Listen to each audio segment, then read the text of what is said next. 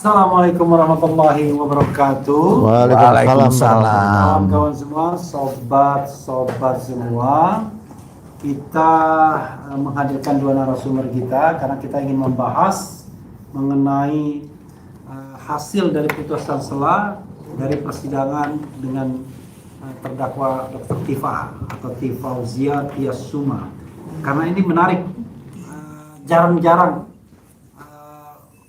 ada putusan sela yang mengabulkan, apalagi dengan dalam kasus dengan gradasi tinggi seperti ini. Yeah. Dan karena itu kita perlu menanyakan kepada dua orang ahlinya. Pertama, ahli hukum pidana, Mas Didit Wijayanto Wijaya. Tepuk tangan dong. Yang kedua adalah mantan Wakapolri Ugro Seno, yang sekarang kelihatannya sedang menghadapi masalah juga. Oke. Nah, untuk memberikan bingkai dari putusan Dr. Tifa ini, kita ketahui tadi ya, itu telah dibacakan putusan sela yang mengabulkan permohonan. Yeah. Pengabulannya itu adalah menyatakan bahwa surat dakwaan jaksa penuntut umum itu dinyatakan batal demi hukum atau null and void. Akibat batal demi hukum tersebut, persidangan menurut hakim dihentikan, tidak bisa dilanjutkan, dan kepada jaksa penuntut umum dimention mengenai perlawanan oleh hakim, dan kita harus tanyakan pada ahlinya apa makna dari putusan yang mengatakan batal demi hukum tersebut, apalagi dikaitkan dengan adanya dualisme penggunaan KUHP antara KUHP yang lama dan KUHP yang baru dalam konteks pasal 310 pasal KUHP yang lama dan 433 atau 434 KUHP yang baru. Silakan barangkali untuk memberikan bingkai dari putusan ini dan sekaligus memberikan overview terhadap putusan ini, Mas Didit, nanti mungkin akan ditambahkan Pak Ugro. Silakan Mas Didit. Baik, terima kasih. Selamat malam Bang Refli. Selamat malam Pak Ugro. Malam. Nah, jadi begini, saya mau jelaskan dulu apa sih sebenarnya eksepsi itu. Sekarang digunakan juga istilah suatu nota perlawanan. Nah, eksepsi ini adalah kita bicara soal kualitas dari surat dakwaan. Ya. Jadi surat dakwaan itu ada dua, bisa ada cacat formil, ada cacat material. Nah, kalau cacat formil dapat dinyatakan dibatalkan. Tapi kalau cacat material itu batal demi hukum. Apa itu batal demi cacat material? Jadi isinya adalah obscurable, Ya. tidak jelas, rancu, kabur, ya, di mana penerapan hukumnya juga berantakan di sana. Jadi seorang jaksa, bukan seorang jaksa ya, pokoknya jaksa yang menyusun, apakah itu tim ataupun seorang jaksa, ketika menyusun dakwaan itu tidak boleh membingungkan, obscurable, kabur, tidak cermat, tidak teliti, ya kan? Nah, saya kalau melihat di surat dakwaan dari pihak kejaksaan, kayaknya sih memang cukup banyak lah sebenarnya. Bahkan dari apa yang disampaikan itu masih ada lagi obscurable-nya. Namun kita bahas terbatas dulu dengan apa yang dimintakan oleh tim TPDT Dr. Tifa. Saya selamat dulu ya bahwa itu dikabulkan oleh majelis hakim dan saya salut. Itu tim pembela Dr. Tifa. Ya, betul. Jadi saya apresiasi sekali kepada hakim, majelis hakimnya ini, karena jarang sekali kalau yang namanya hakim mau mengabulkan itu eksepsi atau nota keberatan atau nota perlawanan ini. Jadi fokusnya adalah surat dakwaan itu mencantumkan dua rezim KUHP. Yang satu digunakan pasal 310 KUHP, yang satu lagi di dakwaan yang pertama, ya, subsidiar, dia menggunakan 433. Ya. Ini sama sebenarnya, tapi dua rezim. Nah, itu nggak bisa dibenarkan. Yang mana yang mau dipakai? Memang ini ada yang namanya azas lex favoreo, pilih yang satu yang lebih meringankan. Tapi kalau pendapat saya, pandangan saya, itu adalah pelaksanaannya yang mana nggak boleh melebihi. Tapi nggak boleh dua rezim gitu, cantumkan dua undang-undang, kacau balau gitu loh. Jadi ini memberikan suatu ketidakpastian hukum, karena kepastian hukum itu ada di undang-undang. Nah, Bahkan undang-undang dasar. Undang-undang dasar itu memberi kepastian hak konstitusional dari orang-orang. Jadi di sini seharusnya memang kalau dikabulkan ya, itu terlalu jelas sekali. Bahkan kalau kita tidak salah ingat, saya waktu itu melihat adanya permohonan pra-peradilan itu sudah disebutkan itu di pasal-pasal dicantumkan dalam surat penangkapan dan surat penahanan dari Roy Suryo, itu dicantumkan juga sudah ada 433, 434, ada juga 310. Nah, jadi itulah akar masalahnya. Mengenai yang lain-lain masih banyak sebenarnya opsionalnya, tapi fokusnya adalah demikian. Nah, jaksa pada saat majelis hakim sudah membacakan putusan sela, ditanya, silakan kalau mau pakai haknya mengajukan perlawanan. Kalau jaksa tidak sepakat, dia merasa apa yang dia susun dalam surat dakwaan adalah baik-baik saja, silakan menyatakan perlawanan terhadap putusan. Ya, kita bisa tunggu. Siapa tahu nanti dalam waktu segera ya, 7 hari sebenarnya itu seharusnya itu sama dengan banding 7 hari kalau pidana. Nah, jadi intinya sekarang saya apresiasi dulu bahwa majelis hakim ya kan dalam perkara yang menjadi sorotan publik ini benar-benar mengedepankan keadilan, mengedepankan tidak hanya kita bicara soal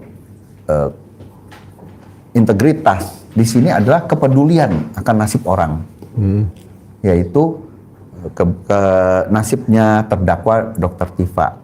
Jadi dengan diputusnya bahwa dakwaan jaksa adalah batal demi hukum, saya pikir kalau saya jadi jaksa ya sudah, apalagi ditanya mau nggak menggunakan hak saya untuk perlawanan, pasti kalau saya jadi jaksa saya akan pakai itu, saya akan tunjukkan bahwa sebenarnya tidak opsionable. Nah, itu seharusnya ya, seharusnya begitu kalau saya. Nah, itu dari saya sementara. Jadi gimana Pak Ugro? Oke, sebelum Pak Ugro ya, dalam putusan tersebut kan dikatakan bahwa yang masalah itu adalah pasal 310 KUHP yang lama disandingkan dengan KUHP baru pasal 433. Ya. Nah, dan itulah yang kemudian bahan untuk mengatakan itu obscurable atau dakwaan tidak jelas. Tidak cermat, tidak jelas. Cermat, tidak jelas. Bagaimana dengan dakwaan pasal-pasal lainnya? Apakah kemudian tiba-tiba batal demi hukum ini meliputi semuanya?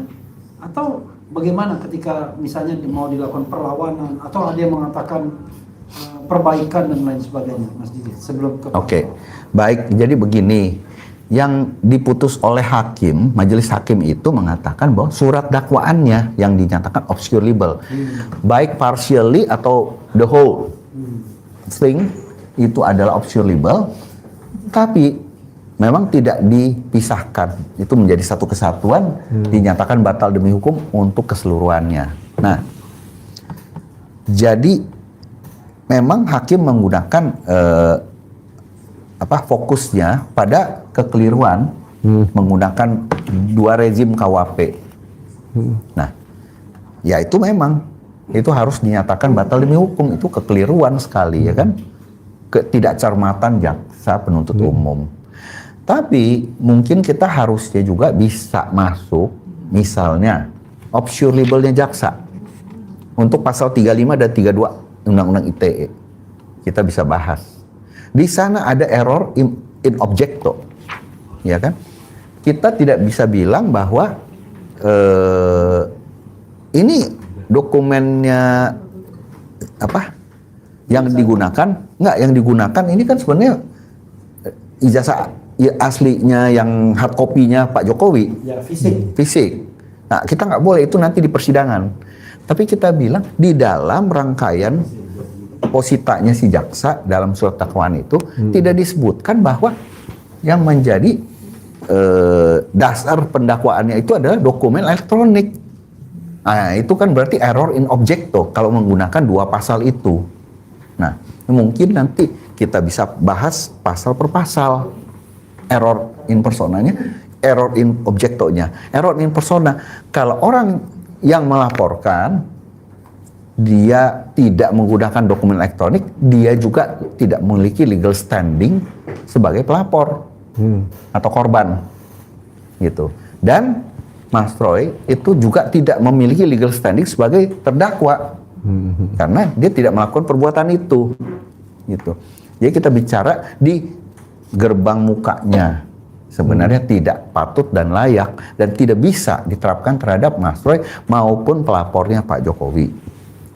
Nah, tinggal nanti dua pasal 434 sama 433 ini nanti kita berdebat di sana, gitu loh. Tapi pasal-pasal yang dua itu ITE udah pasti nggak masuk. Apalagi kalau kita bandingkan dengan laporan polisinya itu bukti awalnya tidak ada itu. Bahkan dia menyatakan yang dituduhkan milik saya. Itu kalau nggak salah itu ijazah dan skripsi yang dituduhkan milik saya. Jadi bahkan dia tidak mengakui itu dia punya. Ya kan, yang dituduhkan atau mestinya dia bilang ini yang saya punya asli. Gitu. Nah, demikian ya. Kalau saya pikir nanti kita akan, kalau mungkin saya yakin tim dari kuasa hukumnya Roy Suryo siap-siap untuk menyusun eksepsi nota pembelaan. Bukan nota pembelaan, perlawanan. Pembelaan nanti. Nota perlawanan. Ya, nota perlawanan. Nah, dulu kita bilang nota keberatan sebenarnya, ya, sama aja gitu. Demikian ya dari saya ini. Oke, Pak Ugro mungkin bisa overview-nya melihat kasus ini dan kemudian sampai titik di mana Hakim PN Jakarta Timur mengabulkan nota perlawanan dari tim pembela Dr. Tifa. Silakan, Pak. Terima kasih. Jadi amar putusan yang dibacakan oleh Majelis Hakim itu sudah jelas kalau kita melihat kepada pasal 75 dan 76 Kitab Undang-Undang Hukum Acara Pidana Undang-Undang Nomor 20 Tahun 2025. Kenapa? Hakim menyatakan surat dakwaan berkas perkara yang Dr. Tifa tadi yang dibuat oleh jaksa penuntut umum dinyatakan batal demi hukum. Nah, kemudian Majelis Hakim juga tidak memutuskan di situ kapan sidang akan dilanjutkan, ya kan? Padahal ketentuan di pasal 76 di situ KUHP ini 7 hari sebelum hari sidang berikutnya perbaikan yang dilakukan terhadap surat dakwaan tersebut harus diajukan kembali. 7 hari sebelum sidang loh ya. Itu yang pertama, Bang. Jadi itu untuk surat dakwaan, itu yang pertama. Iya. Jadi perbaikan itu sebelum adanya eksepsi. Iya.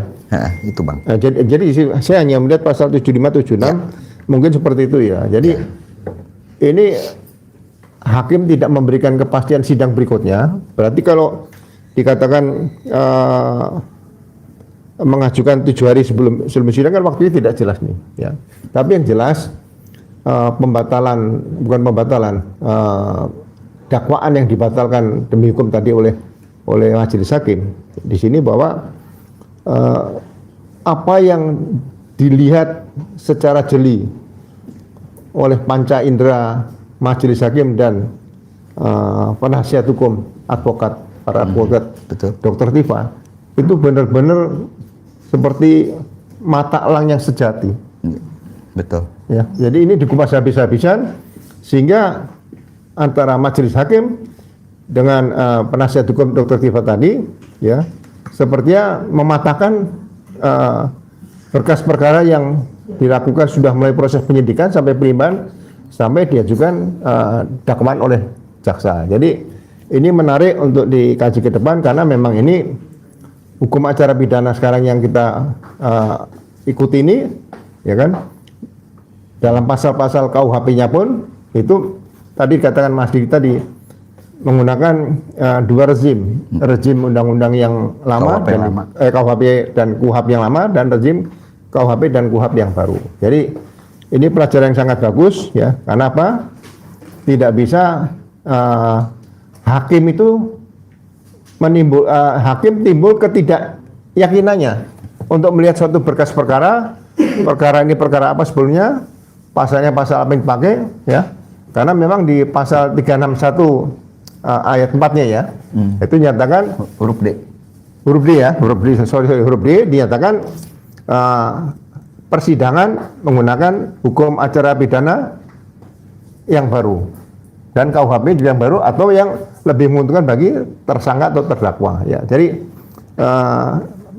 penyidik dan penuntut harusnya bisa membaca pasal 361 huruf D. Jangan hanya bicara penyidikan dan penuntutan menggunakan KUHP lama, ya kan? Ternyata begitu maju di sidang pengadilan, ya pasal 79 tadi ayat 4-nya juga dibacakan oleh majelis hakim kan seperti itu ya. Jadi sekali lagi ini kemajuan hukum kita, hukum acara pidana kita ke depan nanti ya, bahwa di Indonesia sudah mulai dengan era hukum acara pidana yang baru dan aparat penegak hukum harus benar-benar berani membaca, mengupas hukum acara pidana yang baru dan KUHP supaya tidak terjadi hal-hal seperti yang sekarang ini.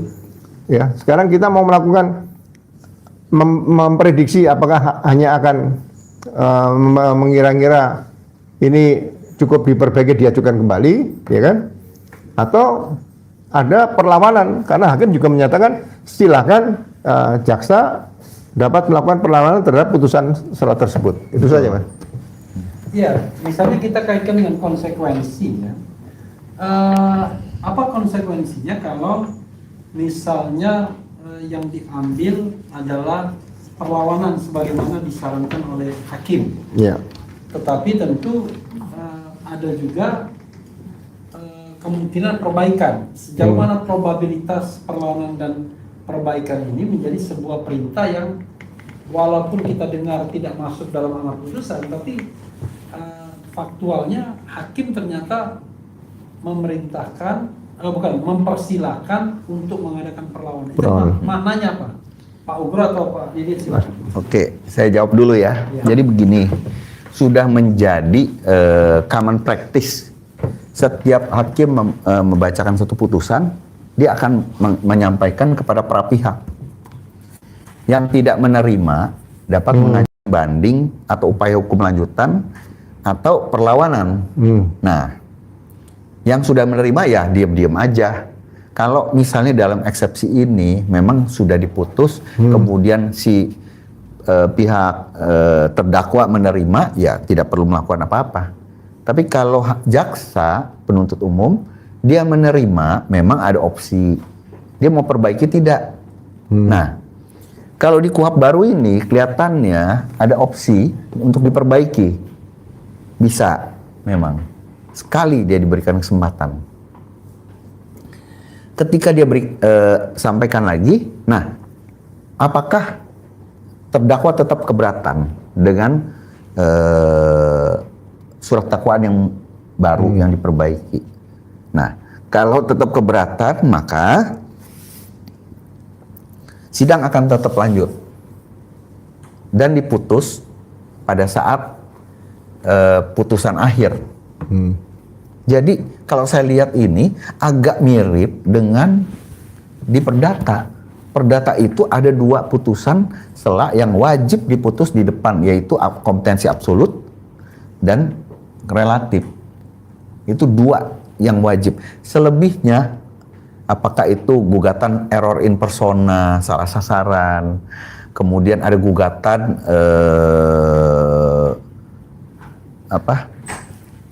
gugatan kurang pihak, obscure libel dan sebagainya, itu boleh di belakang semua.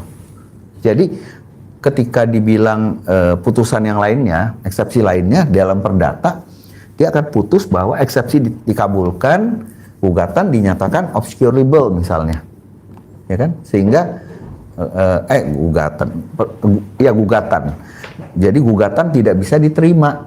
NO, need on van klik verklaar. Nah, jadi saya melihat bahwa mekanismenya akan lari ke putusan akhir kalau sampai diperbaiki. Tetapi, nah sekali lagi, ketika NO, jaksa boleh mengajukan banding di sana. Kalau NO. Tapi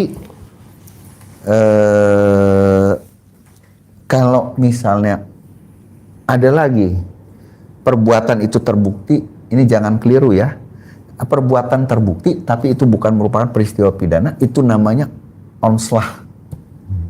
Nah, kalau bebas murni itu artinya dakwaan tidak terbukti. Nah, itu putusan akhir. Tapi bisa juga eksepsi diterima.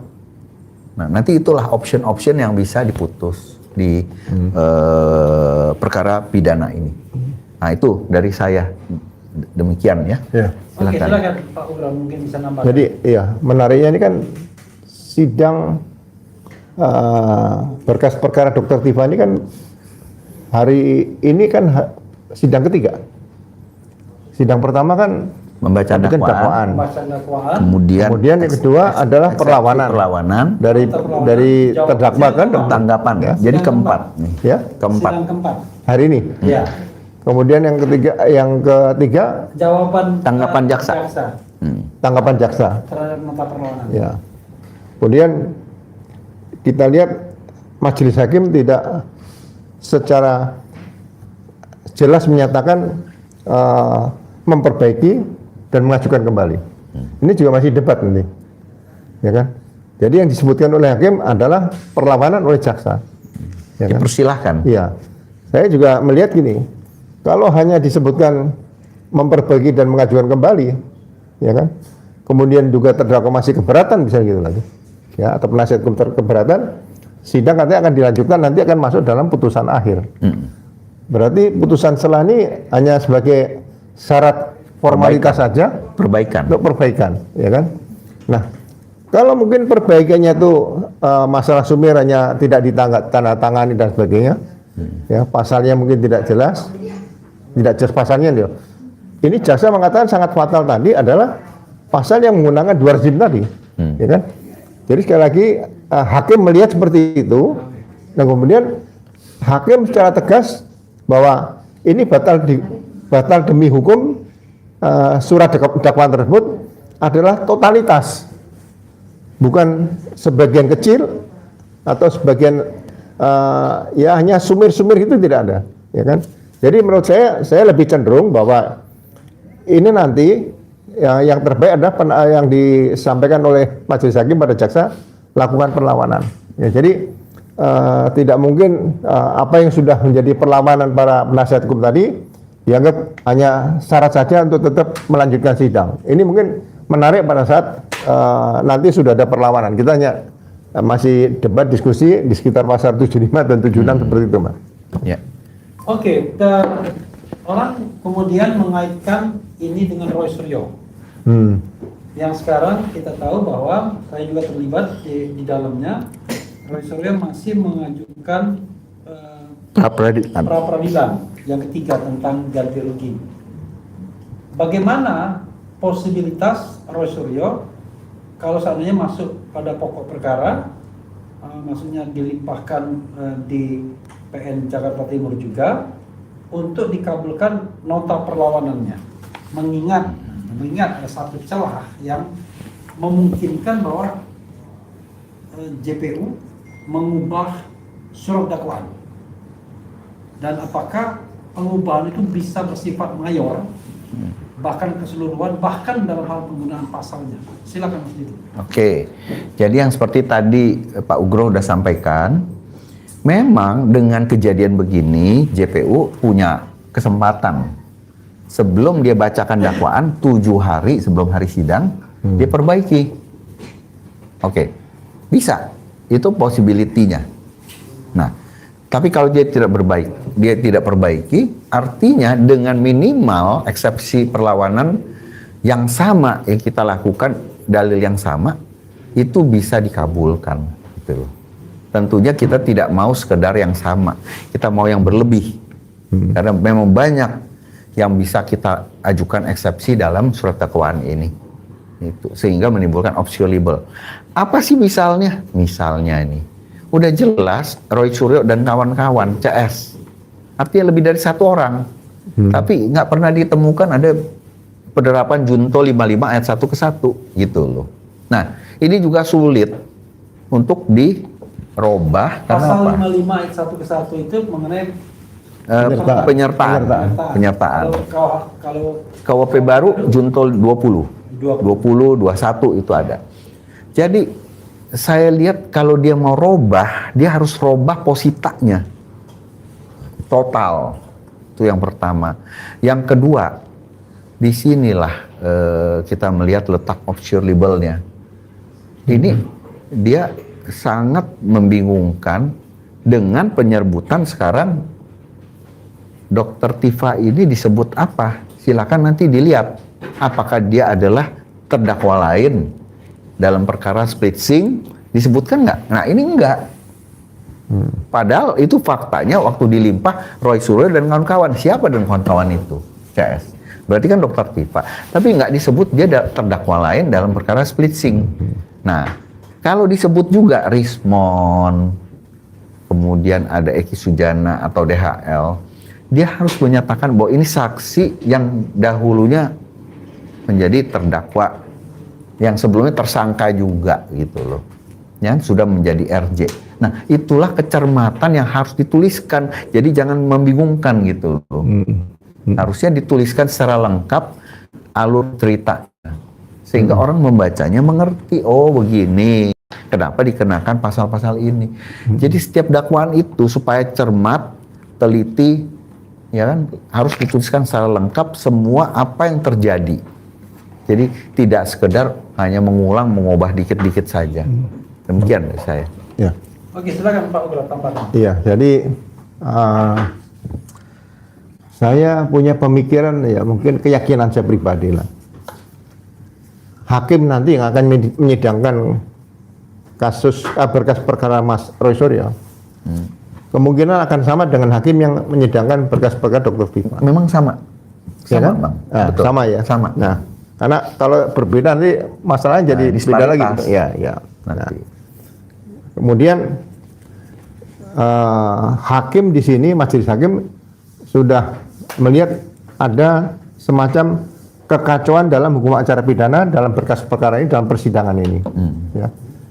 Dalam persidangan ke depan kita melihat sendiri bahwa berkas perkara yang dimulai dari penyidikan sampai penuntutan kan sudah disebutkan juga ada restoratif justice, dan itu nanti juga kalau misalnya sidang dilanjutkan akan maju lagi muncul di sidang pengadilan, Ya. seperti itu. Ya, jadi kejelian saya katakan di awal penyidik dan penuntut umum tadi tidak melihat pasal 361 tadi yang Huruf D. huruf D keempat tadi ya, seperti itu. Jadi saya akan melihat di sini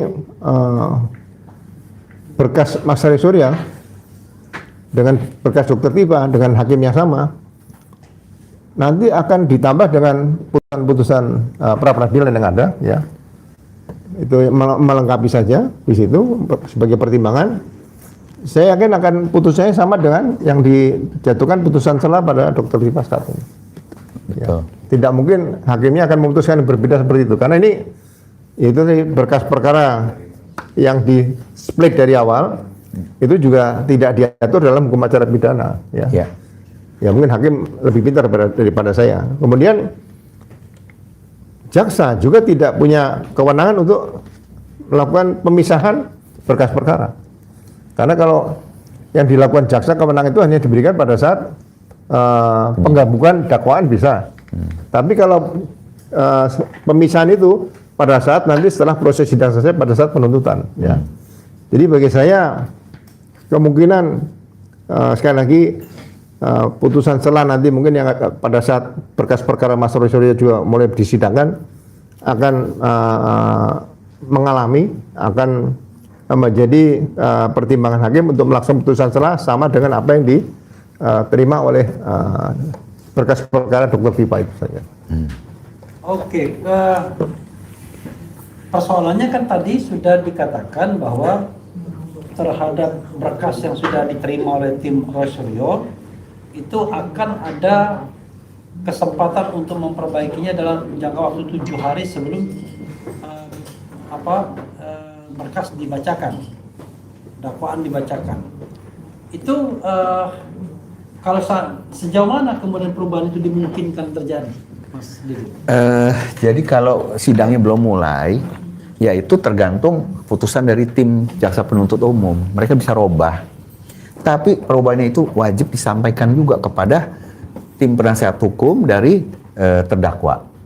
Jadi kita mestinya diberitahu. Jadi tidak bisa dalilnya aja, wah diperbaiki, tapi tidak diberikan. Karena setiap putusan pun, setiap eksekusi dari suatu penetapan pun baru bisa dinyatakan sah dan bisa diberlakukan apabila seluruh para pihak sudah menerima. Jadi makanya kalau orang mau merubah sih bisa-bisa aja gitu loh sebelum 7 hari. Demikian. Oke, kita tahu bahwa Roy Suryo sekarang sedang mengajukan pra-peradilan yang ketiga, dan unfortunately itu ditunda pekan depan, hari Rabu. Artinya banyak waktu yang terbuang. Sementara momentum diterimanya nota perlawanan Dr. Tifa ini tentu ingin dimanfaatkan oleh Roy Suryo juga harusnya. Jadi saya sebagai lawyer Roy Suryo juga mengatakan, wah sayang sekali nih kita harus menjalani pra-prapit gitu ya. Karena dengan diterimanya nota perlawanan seperti kata Pak Ugro, ya diharapkan juga untuk konteks Roy Suryo tercapai. Sebagai ahli yang pernah diajukan oleh tim Roy Suryo, apa saran Mas Didi sebaiknya untuk kasus yang sedang dihadapi Mas Roy di pra-peradilan dan kemungkinan pokok perkara dimulai dan kemudian bisa membuat sebuah nota perlawanan yang mudah-mudahan diterima atau dikabulkan juga? Oke, kalau saya bilang sih udah tanggung ya, yang namanya prapit sudah didaftarkan, sudah hadir, kemudian ya paling-paling kita tunggu 1 minggu aja, 7 hari, namanya prapit ya kan. Jadi setelah selesai pun diputus, ya terlepas dari diterima atau ditolaknya permohonan ganti rugi ini, ya kita kan tetap bisa milih mau tetap lari di prapit dulu mengenai pasal lain atau mau langsung masuk pokok perkara. Nah itu monggo silakan dari teman-teman PH ya kan, silakan memutuskan plus minusnya gitu loh. Kalau memang mau masuk ke pokok perkara silakan juga segera datang gitu. Mungkin Pak Ugro ada pendapat soal apa percepatan pokok perkara ini atau prapit yang sedang dijalani oleh Mas Roy? Iya, jadi prapit ini kan pengujian terhadap apa langkah-langkah yang diambil oleh penyidik atau mungkin penuntut sebelum sidang. Dan beberapa ahli mengatakan juga sidang dimulai itu setelah dibacakan dakwaan, jaksa membaca dakwaan, ya kan? Nah, saya melihat di sini berkas perkara yang berdasarkan laporan Pak Jokowi ini, menurut saya pribadi, itu kesalahan fatalnya adalah berkas perkara ini displit. Ya. Jadi satu peristiwa yang dilaporkan oleh Pak Jokowi dilakukan penyidikan dari awal nih, mundur dulu, tersangka ditentukan dari 12 menjadi 8. Ada restoratif justice, sekarang displit berkas perkara Mas Roy dan berkas perkara Dr. Viva. Sebenarnya isinya sama. Nah, sekarang terjadilah peristiwa ada Mas Roy mengajukan pra-peradilan dulu, Dr. Viva berjalan sidang. Berkas perkara Dr. Viva sudah ada putusan selah. Nah, apakah putusan selah nanti yang menyatakan surat dakwaan berkas perkara Dr. Tifa itu batal demi hukum, apakah bisa digunakan jaksa untuk mengoreksi surat dakwaan yang sudah berkas perkara dikirim ke pengadilan dan belum dimulai sidang, ya. Menurut saya juga itu butuh pemikiran yang agak dalam seperti itu, ya. Jadi sekali lagi hakim akan lebih cepat memutus atau memberikan putusan salah apabila sidang berkas perkara Mas Roy Suryo tadi, ya, apabila sudah selesai gugatan pra peradilan, begitu dibacakan surat dakwaan dari jaksa dan itu ternyata sama, ya, dengan surat dakwaan waktu sidang Dr. Tifa dimulai, ya, tetap akan melalui proses ada perlawanan dari penasihat hukum Mas Roy dan sekali lagi saya katakan bahwa akhirnya juga akan bernasib sama seperti putusan salah yang diberikan kepada yang diterima oleh hakim dari perlawanan penasihat hukum Dr. Tifa. Jadi, Dr. Tifa. Ya, ini akan lebih cepat bersidangnya daripada sidangnya Dr. Tifa. Jadi tidak berlarut-larut juga. Ya. Ya, tapi bisa nggak berpikir bahwa ini ada jebakan Batman juga, bahwa ada sebuah spekulasi misalnya untuk mempersamakan lagi sidangnya, bukan lagi sih sebenarnya, sidangnya dibarengkan, karena dengan Roy Suryo mengajukan rapid itu sidang terpaksa berbeda dengan defaultnya sidang Dr. Tifa ini, dan kemudian Roy Suryo masuk juga, kemungkinan sidang kemudian menjadi sama. Nah, pertanyaannya adalah kalau misalnya skenario itu kita ungkapkan, sebenarnya apa sih untung ruginya misalnya? Apakah itu make sense, masuk akal, ataukah sebenarnya itu sebuah spekulasi saja? Jadi, silakan. Masuk akal. Kalau saya bilang itu sangat masuk akal. Jadi nantinya jaksa tidak melakukan perlawanan, tapi dia mau lakukan perbaikan. Nah, perbaikan itu akan diajukan ketika kita siap sidang dari timnya Mas Roy. Nah, tapi tetap ada pembedaan. Kita kan mengajukan accept lagi misalnya dari Mas Roy, berarti kita 1 bulan lagi baru sidang. Sedangkan dia kalau misalnya sudah eksepsi yang kedua, walaupun mengajukan eksepsi kedua, dia langsung setelah itu tetap sidang pemeriksaan pokok perkara. Nah, sedangkan timnya Mas Roy kan tentunya belum, masih eksepsi. Jadi memang sih bisa, terus dia ngerem, ditunggu, ngetem dulu di 1 halte. Dia bilang tunggu deh, ini udah nggak jauh lagi. Nah, jadi intinya saya persilahkan nih dari tim, bisa aja ini mau digabung menjadi 1 lagi, itu bisa, bukan tidak bisa, bisa, dan it's very possible, gitu loh, bisa, benar. Iya, Pak saya utamakan. Iya, jadi ya kembali lagi putusan salah yang dinyatakan oleh majelis tidak menyebutkan putusan itu secara eksplisit sidang akan dimulai lagi kapan. Jadi kalau kita spekulasi nunggu berkas perkara penyidangan berkas perkara Mas Roy, saya melihat spekulasinya tidak terlalu kelihatan, mungkin hampir tidak ada. Jadi memang ini suatu sidang berkas perkara yang majelis hakim sudah melihat ada semacam kekacauan hukum acara pidana, sehingga kalau dilanjutkan hakim pun suatu saat akan kebingungan, ya. Jadi sekali lagi kemungkinan kalau hakim tidak menyatakan secara eksplisit sidangnya berkas perkara Dr. Tifa kapan akan dilaksanakan, ya kan? Bukan berarti akan menunggu berkas perkara Mas Roy Suryo, tapi nanti berkas perkara Mas Roy Suryo akan disidangkan oleh majelis hakim yang sama, akan mengalami keadaan yang sama dengan berkas perkara Dr. Tifa. Dan ini nanti putusan akhirnya mungkin ada semacam konsultasi, saya tahu ya, ke depan nanti kan tidak boleh dipengaruhi hakim nih.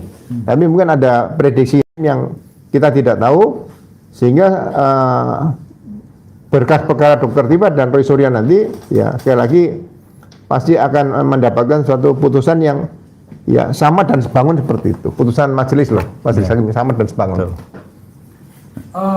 Ada satu soal spekulasi politik kehadiran Pak Jokowi dalam sidang, baik untuk perkara Dr. Tifa maupun Mas Roy kalau nanti masuk pokok perkara. Dan kehadiran ini sudah menjadi sebuah spekulasi. Bahkan ada yang menuding bahwa diterimanya hanya menguntungkan atau menguntungkan Jokowi juga, karena Jokowi kemudian terhindar dari kewajiban hadir. Apalagi kemudian kalau nanti ternyata jaksa tidak melakukan tindakan apa-apa terhadap putusan salah tersebut.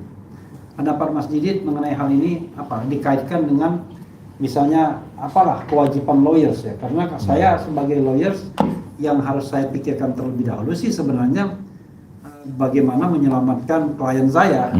Apalagi ancaman hukumnya 12 tahun penjara. Soal pengungkapan ijazah itu asli atau palsu, apakah memang memungkinkan itu dalam sidang Mas Roy maupun Dr. Tifa ini? Silakan.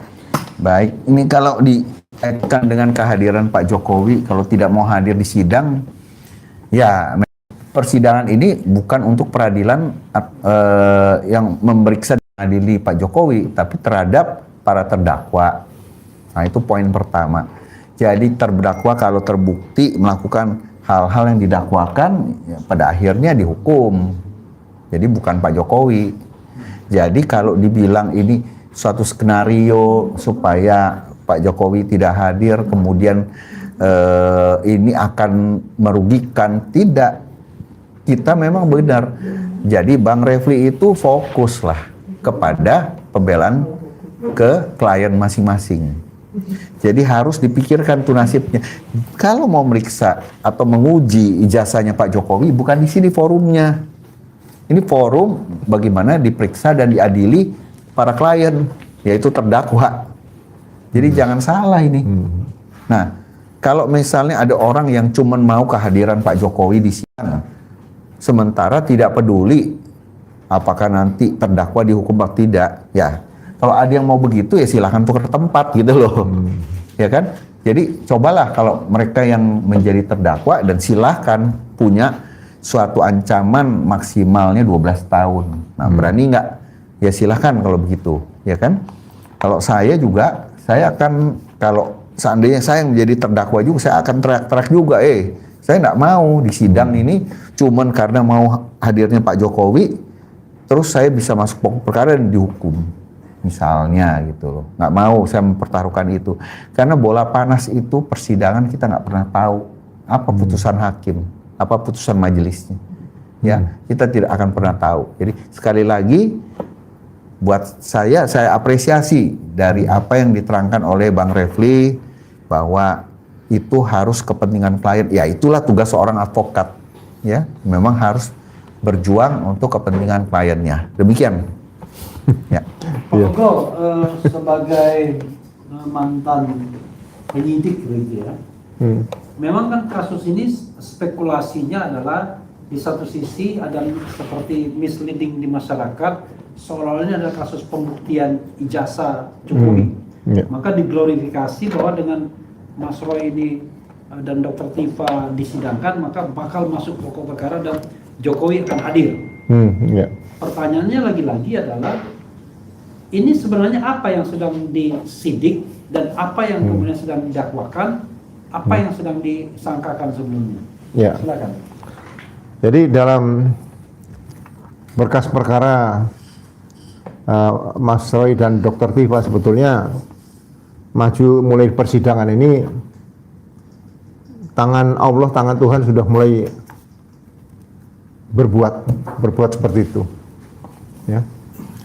Orang ada kelompok yang bisa sudah memprediksi, tapi sebetulnya kelompok ini bukan ahli strategi, ya kan? Kalau strategi perang itu kan memang jenderal perang Iran sama Amerika itu banyak ahli strateginya. Nah, ingin mendapatkan, ingin menghadirkan, ya kan? Masalah dugaan ijazah palsu dalam sidang dengan, saya ibaratkan nih ya, menunggang dua kuda. Dua kuda, dia membawa panah akan menembak dugaan ijazah palsu. Nah, Tapi berkas perkara Mas Roy dan Dr. Tifa ini, kalau kebetulan mendapat hakim yang sama yang menyidangkan seperti menyidangkan berkas perkara Bambang Tri dan Gus Nur, ini tidak akan terjadi hal seperti ini. Jadi saya lagi, tangan Allah, tangan Tuhan sudah bermain di sini. Ya, kita semua tidak bisa menebak majelis hakim akan berikan putusan setelah seperti itu. Jadi kalau masalah pencemaran nama baik dan fitnah dan beberapa pasal undang-undang ITE tadi mau dipakai untuk membidik, memanah, menembak dugaan ijazah palsu, siapa yang menggunakan ijazah palsu tersebut, jangan menggunakan berkas perkara baik Mas Roy maupun Dr. Tifa. Nah, ini harusnya segera nanti diajukan, yaitu pelaporan tentang penggunaan ijazah palsu yang digunakan untuk mendaftar kepala daerah ataupun kepala negara seperti itu. Sehingga ke depan nanti murni pembuktian dugaan ijazah palsu tadi, sidangnya tersendiri tidak menggunakan berkas perkara baik berkas perkara Mas Roy maupun Dr. Tifa seperti itu. Menurut saya itu saja. Kan kita tahu bahwa hal ini kan lebih mudah kalau kita kaitkan dengan pembuktian ijazah palsu itu kalau seandainya yang dimasalahkan adalah penggunaan ijazah palsu. Iya. Kalau penggunaan yang dipermasalahkan, maka kita tidak bicara siapa tersangka dan terdakwanya, tetapi peristiwanya dulu. Sudah digunakannya ijazah palsu, dan itu dalam konteks Pilpres 2019, 2014, ke belakang lagi Gubernur 2012, kemudian kepala daerah 2010 dan 2005. Ya.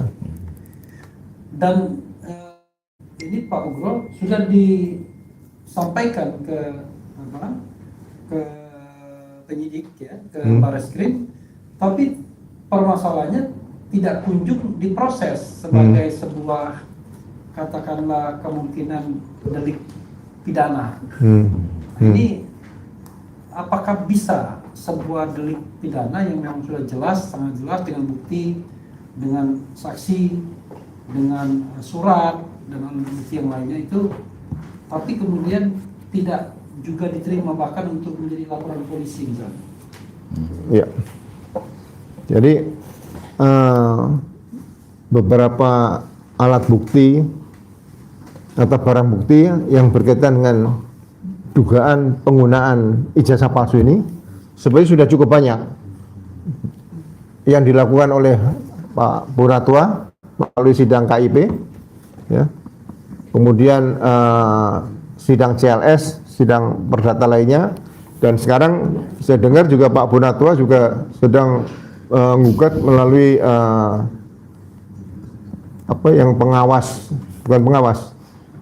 penegak kode etik pelanggaran etika profesi itu, Propam, pemilu, ada lembaga yang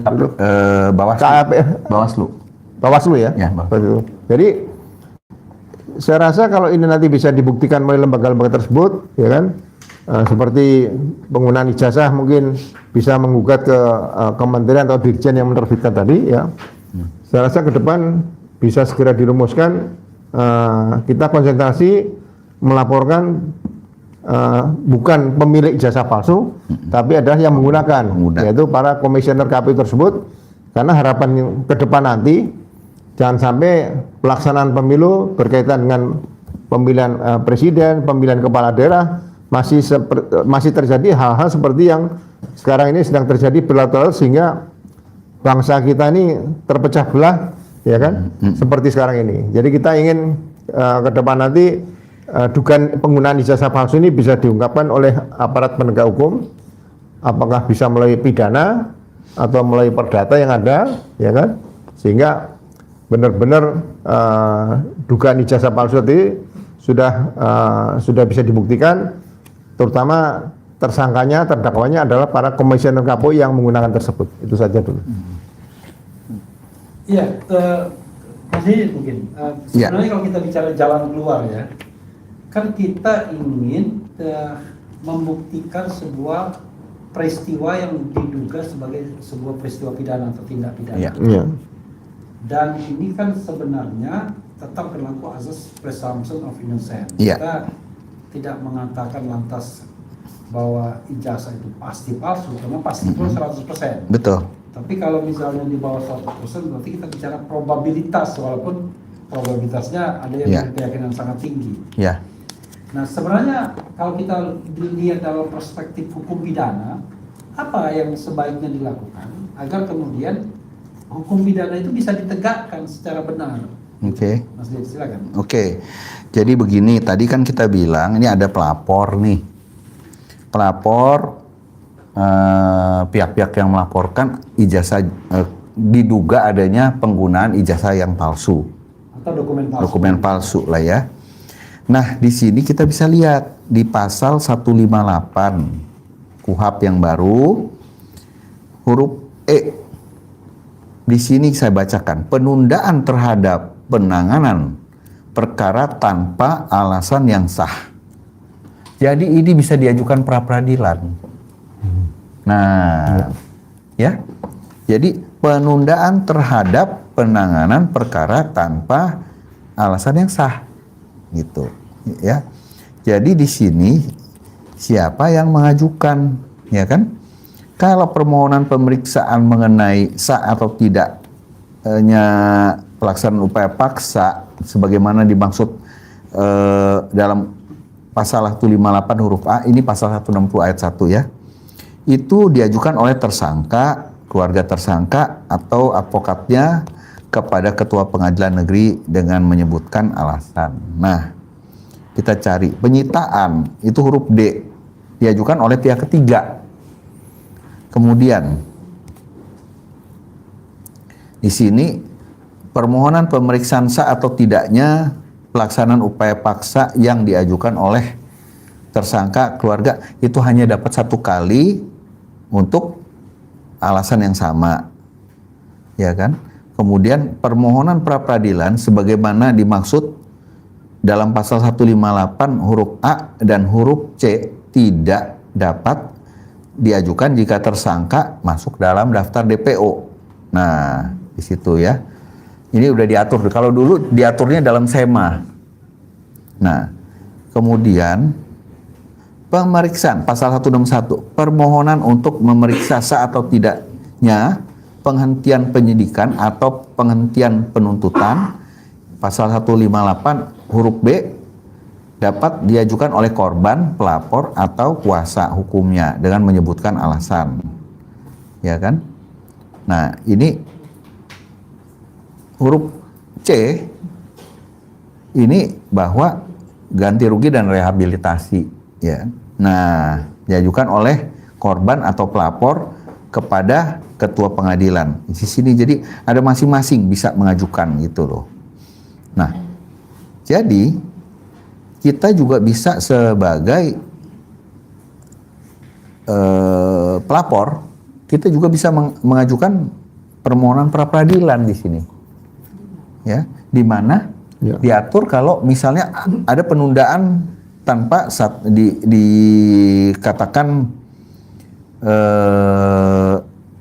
dikatakan alasannya.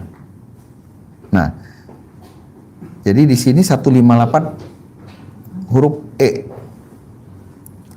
ya, huruf E. Ini makanya saya baca selengkapnya, penundaan terhadap penanganan perkara tanpa alasan yang sah, ya itu bisa diajukan, ya. Jadi mungkin kalau nanti ada pihak-pihak tertentu yang tidak merasa puas, dia akan bisa mengajukan juga permohonan pra peradilan sesuai dengan pasal 158 huruf E KUHP yang baru. Ini menarik apa yang dikatakan Mas Didit. Kadang begini ya, sekali lagi kita tidak menuding atau menuduh bahwa Pak Jokowi itu memalsukan ijazah atau ijazahnya palsu. Ya. Kita bicara mengenai masalah bagaimana menyelesaikan hukum. Kalaupun kita membela klien kita yang punya keyakinan, kan? Kita kan membelanya berdasarkan hukum yang ada. Tapi masalahnya adalah kalau berkaca pada tim pemburu ijazah palsu, itu kan jelas dia menyampaikan bukti yang terus-menerus. Bahkan bukti itu banyak sekali. Tidak hanya dalam konteks KUHP yang lama, tetapi dalam konteks KUHP yang baru, termasuk bukti-bukti elektronik dan lain sebagainya. Dan rasanya tidak mungkin kekurangan bukti, baik itu ahli, saksi, surat, kemudian dokumen-dokumen atau surat-surat atau informasi elektronik misalnya. Tetapi kenapa kemudian Pak Ugro misalnya ada semacam diskresi bagi polisi atau bagi penyidik atau penyelidik untuk tidak meningkatkan kasus ini, bahkan tidak diterima dalam laporan polisi yang sampai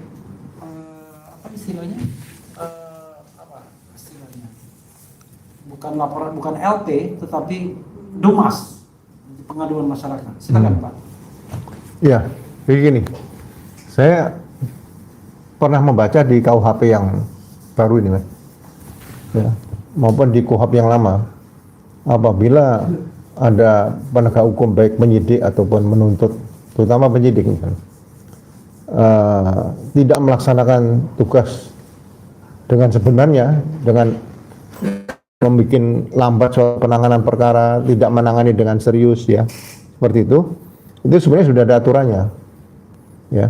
Jadi penghentian penyelidikan itu kan suatu perkara pidana yang sudah dilaporkan tapi disebut sebagai DUMAS, padahal DUMAS pengaduan masyarakat itu tidak diatur dalam hukum acara pidana.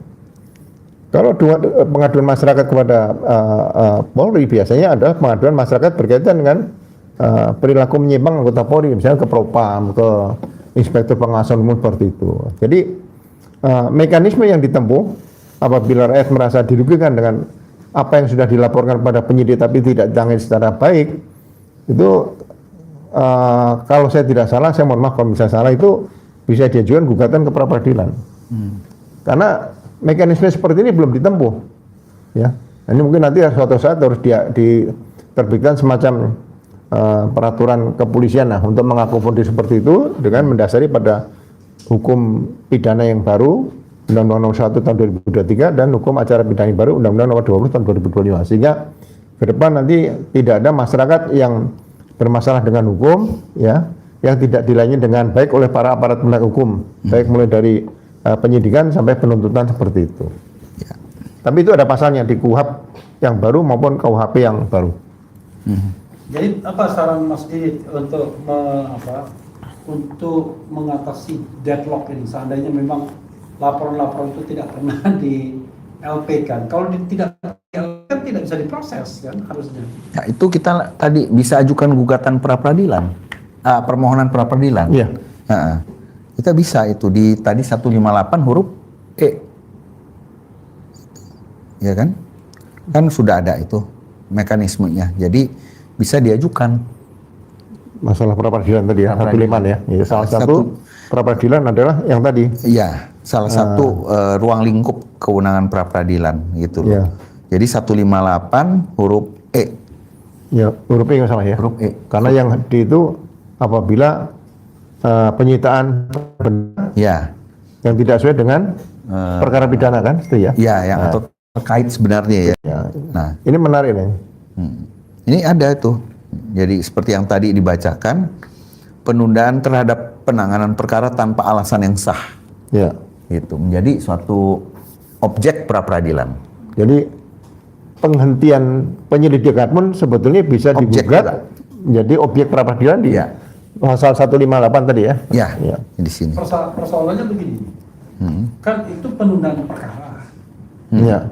Apakah sebuah laporan yang tidak kunjung menjadi laporan polisi? Ini kata-katanya penundaan terhadap penanganan perkara. Oke, penanganan perkara tanpa alasan yang sah. Ya, oke. Saya sampaikan misalnya, apakah laporan itu yang kemudian tidak kunjung menjadi laporan polisi tapi hanya DUMAS, itu bisa termasuk penanganan perkara? Bisa, itu namanya tidak ditangani.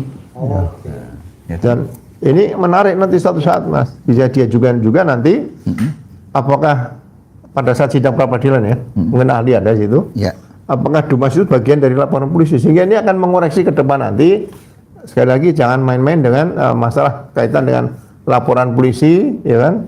Di mana laporan dalam hukum acara pidana ditentukan ada laporan LP, ya, model A maupun model B. Kan model A ya jelas itu kalau pelapornya adalah Polisi. polisi. Ya. Model B adalah biasa, Itu umum. biasa, ya. Tapi kalau Dumas itu saya ada lapor informasi. Ya, ya. Nah, itu istilah-istilah yang dibuat di dalam peraturan-peraturan Polri, Iya. itu yang nggak dikenal oleh KUHAP. Ya. KUHAP nggak mengenal itu, gitu loh. Seperti laporan informasi, itu laporan informasi juga tidak dikenal di KUHAP.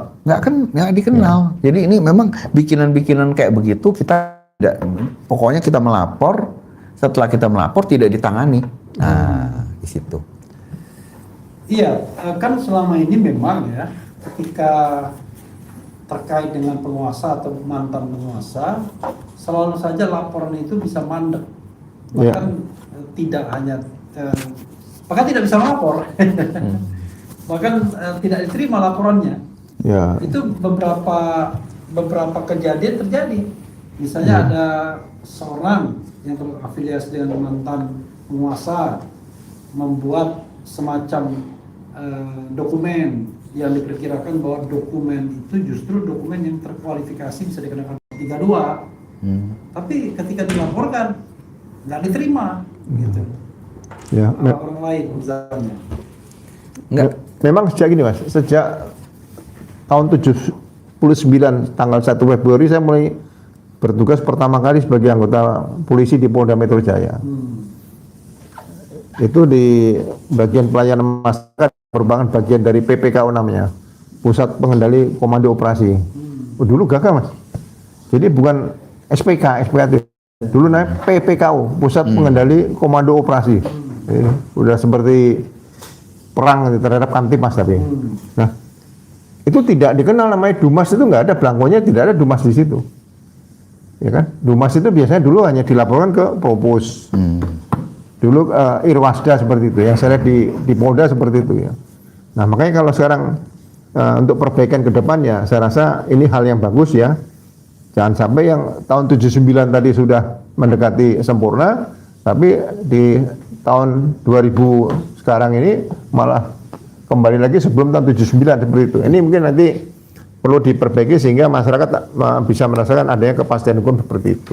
Betul. Ya, saya kasih contoh tadi pasal 32 ayat 1 yang pelapornya memang bukan yang memiliki dokumen sih ya, tapi barangkali keliru itu kalau dijadikan contoh. Tapi misalnya tadi yang paling nyata itu laporan-laporan mengenai penggunaan dokumen palsu yang memang ada buktinya. Paling tidak kalau kita misalnya menggunakan azas presumption of innocence, ya orang tidak bisa dinyatakan bersalah. Tapi paling tidak berarti juga dia pasti tidak bersalah, kan begitu. Jadi presumption of guilt, tetapi tidak pula kemudian dia pasti tidak bersalah. Karena itu kan harus ada sebuah proses di mana dia harus dibuktikan. Nah, dalam misalnya menyudahi sengketa mengenai dokumen milik Pak Jokowi ini, apa jalan keluar yang Pak Ugro atau Mas Didit bisa sampaikan selain misalnya nanti ada halayak yang kecewa mengenai penanganan kasus Roy Suryo atau Dr. Tifa yang tidak berujung pada pembuktian adanya ijazah palsu atau tidak, misalnya gitu. Ya, kalau saya gini Mas, dengan terbitnya Undang-Undang Nomor 1 Tahun 2023 kemudian tentang KUHP dan Undang-Undang Nomor 20 Tahun 2025 tentang KUHP, Hukum Acara Pidana, peraturan Kapolri atau Perkap Nomor 6 Tahun 2019 itu sudah perlu ditinjau kembali atau tidak diberlakukan kembali. Ini saatnya untuk melakukan reformasi peraturan Kapolri berkaitan dengan penyidikan tidak pidana. Saya rasa itu salah satu poin yang bisa untuk menyempurnakan kembali bahwa pelayanan masyarakat itu adalah menjadi prioritas Polri ke depan sebagai insan rastra sewa utama, bagian tribrata yang pertama yaitu abdi utama dari nusa dan bangsa. Mudah-mudahan ini bisa nanti dikaji oleh para junior saya ke depan sehingga pelayanan masyarakat ya kita semua berharap tidak ada kendala lagi seperti itu. Kalau saya melihat begini, jadi ada laporan yang waktu itu dibuat TPUA ya kalau nggak salah ya. Tanggal 9 Desember 2024. Betul. Dan itu sudah dinyatakan SP2 lidik. Iya. katanya, walaupun tidak jelas. Nah, itulah salah satu bentuk juga yang secara langsung bisa diajukan Ya. pra-peradilan karena SP2 lidik tidak dikenal Ya, ya. oleh KUHAP. Itu bukan penghentian penyidikan, itu penghentian penyelidikan. KUHAP tidak mengenal itu. Jadi itulah penundaan perkara. Dan lucunya penghentian penyelidikan terhadap Dumas, bahkan Iya, tidak iya, dilakukan. iya, iya. Apalagi Penghentian penyelidikan Ya, terhadap Dumas. betul. Penyelidikan terhadap Dumas. Iya. betul.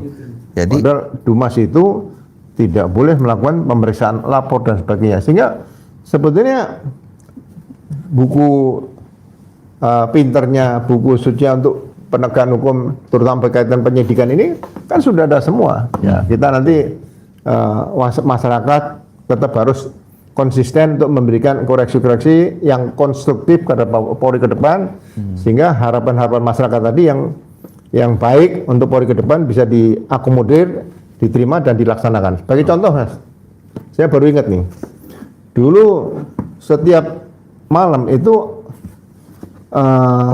kepala biro operasi, saya pernah jadi kepala biro operasi Polda Metro, itu melaporkan tentang gangguan Kamtipmas lengkap atau GK lengkap 70 kasus. Tapi karena untuk mengisi lebih banyak lagi, ya peristiwa-peristiwa tidak pidana tadi, kan ditulis bisa seperti lembaran koran yang bisa 8 halaman itu, bukan hanya 4 halaman. Nah itu ditulis ada pembunuhan, penganiayaan ringan, berat dan sebagainya. Nanti terakhir karena malas nulis lagi tulis lain-lain. Nah lain-lain ini misalnya copet dan sebagainya lain. Ini kan nggak pas nih. Nah tapi sekarang saya lihat apakah sudah disempurnakan belum.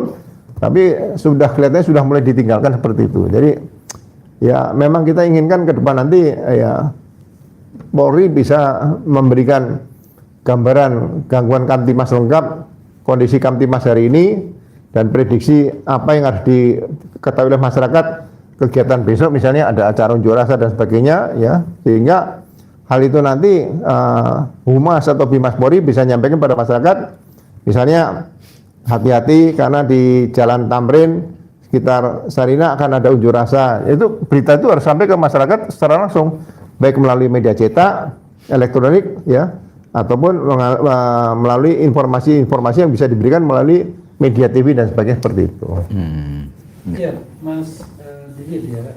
Kalau misalnya laporan TPUA itu mau diprapitkan, Ya. apakah pihak ketiga yang bukan pelapor itu bisa melakukannya? Sebenarnya kalau kita cari KUHAP di sini tidak disebutkan legal standing. Siapa yang bisa mengajukan? Kalau yang untuk poin-poin lain ada legal standingnya. Ya. Nah, kalau pihak ketiga ya mungkin aja bisa dicoba. Kenapa tidak? Ini kan demi mencari suatu suatu kepastian juga, kepastian hukum ini. Dan berkaitan dengan dokumen yang sudah digunakan untuk melamar, mengajukan diri sebagai pejabat publik.